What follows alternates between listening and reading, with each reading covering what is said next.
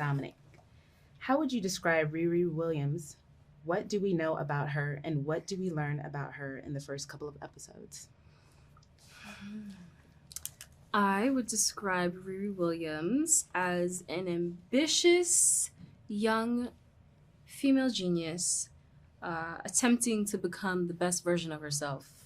And I think in the first couple episodes, we are seeing her unpack everything that's happened to her over the past not only months, but years, and really needing to reconcile the truth of how she feels about all of that in order to take some of the larger steps into this Ironheart mantle that she's realizing she might have just created for herself.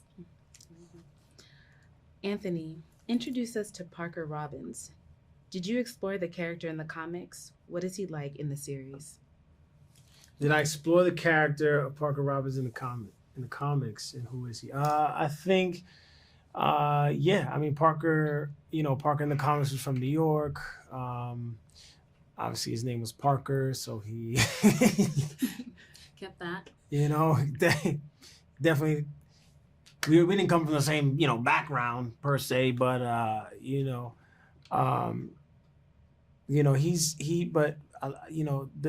same powers, right? That ambition, right? Him being a petty thief, and he in the comics he was doing it for his family, and things like that. And I think that it's we took those elements, but we added a little more to it. I feel like we had the opportunity to expand on this character, and then with changing the setting from it being in New York to Chicago, we had a whole new set of opportunities. Where is he gonna be from? Oh, let's make him from Humboldt Park. Like, what was his mom? What was his dad like? Where are his parents now? Like, and again, like, yeah, was he stealing? Okay, sure. Was it still for his family? Like, all these things that we, again, the comics, and then we kept the powers. The powers are the same, right? He's shooting magic bullets. He's levitating. He's going invisible, but. We take it, he's got to hold his breath to go invisible, right? He works on his breath. You see that over the course of the show. Like, just getting to really like work on character traits to make him a full person. Anyway, yeah, to answer your question, yeah, we dove into the comics, but then, just took it a step further. Anthony, you described it a little bit. Describe Parker's crew and what they have in common. What they have in common. I think they're all, Parker's crew, the best way to describe them, they're a group of misfits, right? They're a group of people who, a group of people who were cast out in their own communities, right? But they were all very gifted at, what they did or, do, right? They still do. And I think that, when their communities, kind of ruled them out, Parker was able to see the potential in all of them, and he was also able to see the potential in and I wouldn't say he took advantage of their desperate of their situations, right? Sometimes when there's like a right, if there's someone hurting, right, it can become very easily or a little easier for somebody to persuade someone like, hey, look, I'm your answer, and there's a little bit of that with him. But I think he genuinely believes like I can be the answer to your questions in your life, and if you come join me, I'll show you, the same way I was lost and I'm not anymore, you can be that way as well. And I think he fully believes that. And I think he believes that when it comes to Riri as well, when he meets her, and that's his MO, right? Like I got it all together, like, don't you want to be like me? I came from a similar situation as all of you, but look at me, we could all be this together. Dominic, why does Riri decide to team up with Parker and his crew?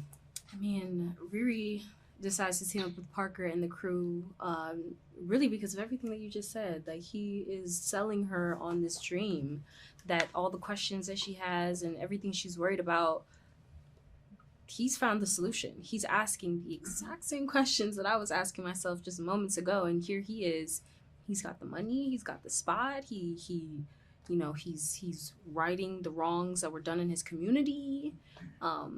For a lot of the major concerns that Riri is grappling with and wanting to unpack, really, so that she can just move on and be who she knows she can be and do in the world what she believes she's here to do.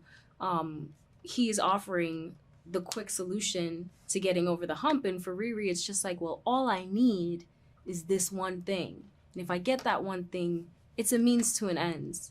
And Parker does a great job of selling her on the dream. Who's Natalie, and how does she appear in Ironheart? Natalie is Riri's best friend. She's her companion, her ride or die, childhood best friend, who unfortunately she loses to gun violence in her community. Both Natalie and her father were taken from Riri and their family pretty sooner than expected, and in the course of the show, she reappears, not intentionally by any means, but in her reappearance, she reappears through a bit of Riri's ambition and wanting to push the bounds and you know, seeing a possibility and seeing a solution to something that hasn't yet been done. Riri definitely has established that she's okay with taking that risk, and so she takes the risk, and in the process, Natalie returns and starts demanding that she answers some pretty tough internal questions. Then, Anthony, describe Parker's hood. What's its meaning? Sorry, what its meaning is in the series, and what was created and how it felt to wear it. You know, I mean, his hood symbolizes power, right? You know, it's dark magic, and you know, I think that at first he doesn't quite understand. He doesn't understand it. He doesn't understand why it's even being given to him. But I think that once he starts to realize that power and he feels that for the first time, it's like getting addicted to anything, right? That makes you feel good or makes you feel powerful. Like it's that, you know, even if it's not good for you, you know, it's that thing where it's just like, man, I know this isn't good for me, but this is too good, or this is too powerful. This is, I can't let this go, you know. I don't even, and then, you know, and then it's like the more you do it, or the more you become attached to that thing, the more it becomes wrapped up with your identity, and the harder it is to let it go, the harder it is to release it. And I think that he becomes addicted to that power. He becomes addicted to that hood, and rightfully so. I mean, it gives him things that he didn't have before. It gives him a leg up that he never had in his whole life. And you know, why would he want to let that go, you know, even in spite of it hurting him? What do you hope viewers take away from this series? I mean, I hope people just like, when they watch this series, what I'm really excited about, what we've been hearing a lot, is that, you know, people feel like these characters are really human. Like, you know, especially when it comes to, you know, Ironheart, and it comes to the way Dom played that character, and you know, her being this, you know, people keep saying the word flawed. And I think that's very true for us as, you know, like, we're humans. We are very, very flawed. And, you know, and I think that is one of the best things about her character, right? Like, at the center of this story is a woman she's flawed, she's searching, she's, you know, like all of us, right? We all flawed and searching for something, and you know, we all experience tragedy and trauma, and we all react to it for better or for worse, right? And we all deal with it or don't deal with it, right? And we see the positive and negative effects of that, and it's really I think it's really cool to see a character in this kind of world who is a superhero go through that. And then on top of that, you know, in Chicago, played by Dom, you know, she brings this level of swag, she brings this level flavor to this character that, you know, that takes it over the top, that makes it extra special, you know. And then I think it trickles down to the rest of the group.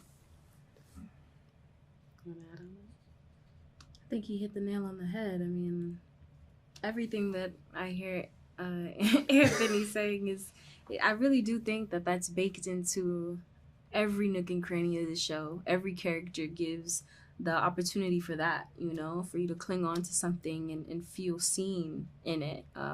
So yeah, I echo all of that.